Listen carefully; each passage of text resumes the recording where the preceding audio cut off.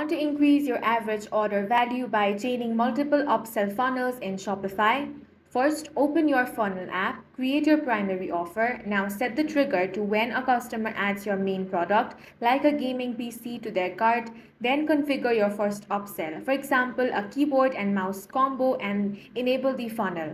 Next, build your secondary funnel to fire only if customers accepted the first offer. In the app, create a new funnel, set it to trigger on the cart page when the keyboard product is present. Then offer the light up mousepad and enable that funnel. Finally, test the flow on your storefront. Add the gaming PC to your cart to see the keyboard and mouse upsell. Accept it and you'll immediately see the mousepad offer. Decline it and you'll go straight to checkout without the secondary offer. And that's it, two funnels working together to maximize the revenue. If you found this video useful, make sure to hit the like button and subscribe for more videos like this.